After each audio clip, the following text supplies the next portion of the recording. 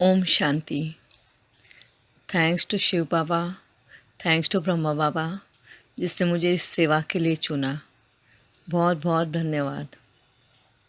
मैं बीके प्रतिमा दुबई से अपने अनुभव शेयर कर रही हूँ और आज का जो सेशन है वो है श्रीमत के ऊपर कि बाबा ने मुझे श्रीमत किस तरीके से समझाया और किस तरीके से उस पे चलना है, अपने अनुभवों के साथ मैं यहाँ पे शेयर करूँगी। अभी जैसे हम सब समझते हैं, ब्रह्मा कुमारीज़ में आने के बाद 7 डेज़ कोर्स करने के बाद कि 7 डेज़ का कोर्स किया और उसके बाद हम श्रीमत पर चलना शुरू करते हैं। मगर श्रीमत है क्या, यही क्लैरिटी हमें मिलती नहीं है। हमें ऐसा लगता है कि सवेरे उठो ब्रह्म को मुहूर्त में ब्रह्म मुहूर्त में हम अमृत वेला किया, है ना, योग किया, उठ के 45 मिनट्स उठकर बैठ गए, बाबा के लाइट के सामने बैठ गए, कमेंट्री सुना, गाना सुना, बाबा को याद किया, वो हम श्रीमत पे चल रहे हैं। उसके बाद हम मुरली को सुन लिया, वो श्रीमत पे चल रहे हैं।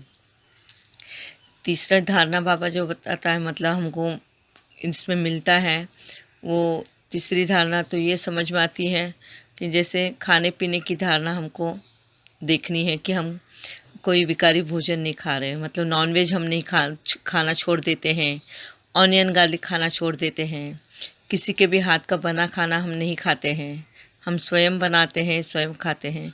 तो उसको भी बोलते हैं कि धारणा पे चल रहे हैं हम, या तो बीके के हाथ का बना खाना खाएंगे। तो हम समझते हैं कि श्री की मत पे चल रहे हैं हम। फिर है सेवा का पाठ। सेवा में भी हम चूज़ी बन जाते हैं। सेवा में भी हम ये देखते हैं कि हमको कौन सी सेवा करनी है। हम वही सेवा चूज़ करते हैं जहाँ हमारा कंफर्ट जोन है ना। जैसी सेवा आई वैसी सेवा नहीं करते हैं, पर हम अपने कंफर्ट जोन के हिसाब से सेवा करते हैं, कंफर्ट जोन में रहकर। मतलब हमारी पसंद की सेवा हमें मिलती है, जहाँ हमारा नाम हो, जहाँ हमारा पहचान हो, हमें इम्पोर्टेंस मिले, हमें एप्रिसिएशन मिले, ऐसी सेवा हमें पसंद आती है और वही सेवा करते हैं। और उसको हम ये सोचते हैं कि हम परमात्मा के मत पर चल रहे हैं, है ना।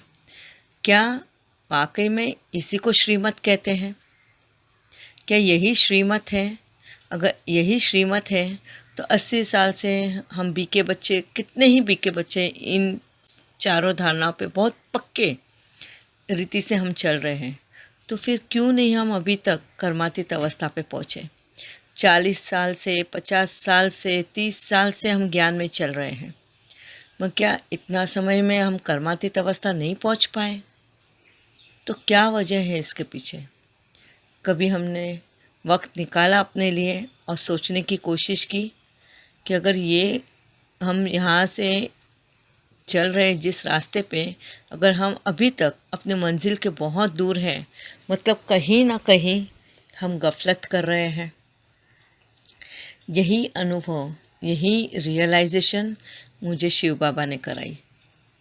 आज के 10 साल पहले जब मेरी एक सर्जरी हुई थी हाइटस हर्निया की, वो सर्जरी फ़ेल हो गई और वो फ़ेल हो जाने के बाद मेरा जैसे जीवन ही पलट गया। मेरा खाना पीना सब छूट गया था। ऑलमोस्ट 10 महीने तक मैं अपना सलाइवा तक निगल नहीं पा रही थी, है ना। पानी और ये सब तो दूर की बात है, सलाइवा तक निगल नहीं पा रही थी। इतनी मेरी हेल्थ एकदम डाउन हो गई थी, क्योंकि सब बंद हो जाने की वजह से मेरा वज़न घटते गया। मेरी वो वज़न घटने की वजह से मेरी आँखों की रोशनी कम हो गई। ऑलमोस्ट मैं 10 महीना ख़त्म होने होने तक मैंने 75% मेरा विज़न खो दिया था। मैं धीरे धीरे खोते जा रही थी। इस बीच की जो मेरी जर्नी है, वो जो जर्नी है, वो बाबा ने मुझे समझाया कि श्रीमत क्या होती है ना। अब मैं श्रीमत के बारे में बताऊंगी। मैं सबसे पहले तो उसके पहले मैं मेरा हेल्थ इश्यूज़ के बारे में बताऊंगी। सर्जरी के बाद में जैसे खाना पीना बंद हुआ, मेरा नहीं निकल पा रही थी, डॉक्टर्स को बताया।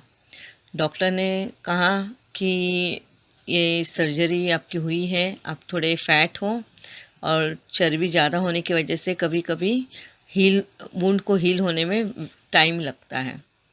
तो मैं 1 महीना रुकी रही। 1 महीने के बाद फिर डॉक्टर के पास गई। डॉक्टर ने आ, अंदर से चेक किया मेरा। तो डॉक्टर बोला कोई प्रॉब्लम तो दिख नहीं रही है, आप ट्राई करते रहो, पानी पीने का, इसका निगलने का ट्राई करो, आपका ठीक हो जाएगा। फिर घर पे आई। फिर बहुत ट्राई करती थी मैं, बहुत दर्द होता था, बहुत दर्द। मतलब मेरी खुद का सलाइवा निगलने के लिए भी बहुत दर्द होता था मुझे। मगर प्यास इतनी लगती थी तो कैसे भी करके मेरे को पानी मुंह के अंदर घुसाना ही था। मगर बहुत हार्डली, मतलब एक घूंट पानी पीने को मुझे ऑलमोस्ट 2-3 घंटे लग जाते थे, है ना। इतनी हालत ख़राब थी मेरी। और ऐसे करते करते 3 महीने निकाले मैंने। डॉक्टर के पास फिर गई। डॉक्टर ने फिर से एंडोस्कोपी किया। फिर देखा, फिर भी उनको कुछ भी नज़र नहीं आया अंदर। वो बोले अंदर से तो सब कुछ ठीक है, बस आपको ट्राई करना है। शायद आपके ना आंतड़ियों को वो श्रिंक होने की आदत हो गई है, अभी उनको खुलना ज़रूरी है। ठीक है, मैं फिर से घर पे आई। मैं और भी दूसरे डॉक्टर्स को दिखा रही थी इस बीच में। मैं सभी डॉक्टर्स का यही कहना था कि सब कुछ ठीक है, समझ में ही नहीं आ रहा था किसी को। फिर आई। फिर ऐसे ही करते करते 10 महीने निकल गए। 10 महीने के बाद में एक डॉक्टर को समझ में आया, जब भी उसने एंडोस्कोपी, ये तीसरे टाइम एंडोस्कोपी कर रही थी, जब वो एंडोस्कोपी कर रहे थे तब उनको पता चला अंदर कुछ तो ब्लैक ब्लैक में अभी तक फंसा हुआ दिख रहा है। उन्होंने कुछ और मशीनरीज थी उनके पास जो फॉरेन कंट्री की आई हुई थी, उन्होंने वहाँ से कैसे कैसे करके चेक कराया और तब पता चला कि अंदर मेरे स्टिचेस जो थे ऑपरेशन के वक्त के, वो स्टिचेस गले ही नहीं और उसकी वजह से इन्फेक्शन हो गया था और थोड़ी स्वेलिंग थी और स्वेलिंग की वजह से मैं निगल नहीं पा रही थी। फिर उन्होंने उसकी ट्रीटमेंट करी, ये किया और बाद में 1 महीने के बाद जाके मेरा ठीक हुआ। फिर 10 महीने के बाद में कहीं मैं थोड़ी रिलैक्स हुई और अभी पानी पीना शुरू किया, थोड़ी सी चाय पीना शुरू किया। फिर धीरे धीरे थोड़ा सा ऐसा बनाना का छोटा सा पीस खाना शुरू किया। तो इस तरीके से मेरा ये जर्नी स्टार्ट हुआ। अभी यहाँ पे मुझे मेरे शिव बाबा ने और ब्रह्मा बाबा ने कैसे हेल्प किया। जैसे ही मुझे पता चला मेरी सर्जरी के बारे में और मैं जो हेल्थ इश्यूज से गुज़र रही थी, और इतने वो तभी मेरे को एंटीबायोटिक्स के मेडिसिन्स के इंजेक्शन्स लगाए गए थे, तो उसकी वजह से मेरे बॉडी में बहुत गर्मी, उष्णता बोलते हैं, वो हो गई थी और उसकी वजह से मेरे पेट में अल्सर पैदा हो गए थे। और वो अल्सर इतने थे कि मुझे रात में सोने ही नहीं देते थे, बहुत दर्द करता था मुझे पेट में। और वो पेट में दर्द होने की वजह से मैं 1 घंटा लेटती थी, फिर जग जाती थी, फिर उठ के बैठती थी और पेट को पकड़ के मेरे को रोना आता था। मगर घर में बेटा छोटा था, 9 साल का ही था उस वक्त, और युगल थे जो बहुत ही सेंटिमेंटल थे मेरे हेल्थ को लेकर। तो मैं इन दोनों के सामने भी नहीं बता सकती थी मेरा दर्द, मुझे कितना दर्द हो रहा है या क्या। तो बस मेरे को उस वक्त जो साथ देने वाला था तो वो था मेरा परमात्मा। हम दुबई में रहते थे, नज़दीक कोई भी रिलेशन वाले नहीं थे, कोई भी नहीं था जिसके साथ मैं शेयर कर सकूं।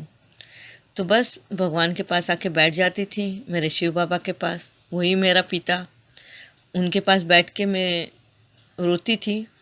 फिर ऐसे महसूस हुआ जैसे कि बाबा मुझे अपने पास बुला रहा है। एक फ्रेम था जहाँ लाइट था शिव बाबा का, उसमें से मुझे ऐसा हमेशा महसूस होता था कि बहुत सारी तेज रोशनी आ रही है वहाँ से, और वो रोशनी जैसे मुझे एक सुकून दे रही है, मुझे एक शांति दे रही है, एक मुझे उस दर्द से राहत दे रही है। और मैं घंटों तक उनके साथ बैठा करती थी। इस तरीके का मेरा वो समय चल रहा था।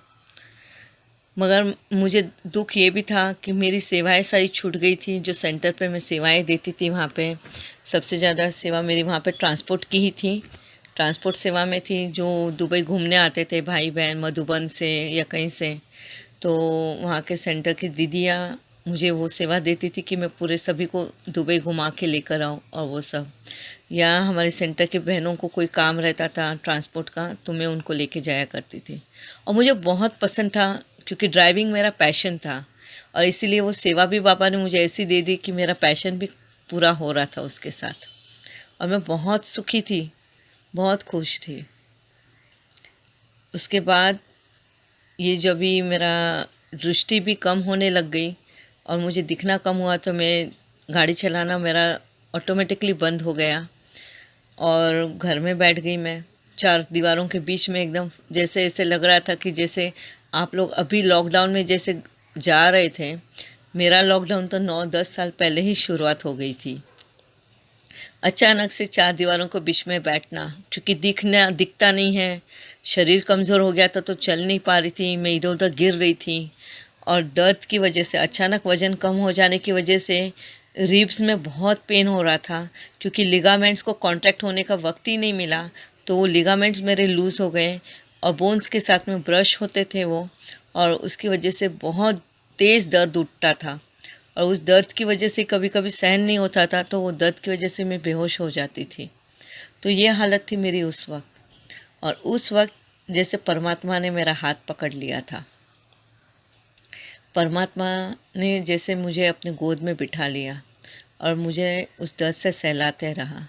मगर उस दर्द के साथ साथ मुझे श्रीमत पे भी कैसे चलना है वो सिखाते गया। श्रीमत पे कैसे चलना है वो सिखाते गया। अभी अगले इसमें मैं आपको शेयर करूँगी कि बाबा श्रीमत किसे कहता है, उस पे कैसे चलना है, और मुझे किस तरीके से बाबा ने चलाया, मेरे अनुभवों के साथ में मैं शेयर करती जाऊँगी।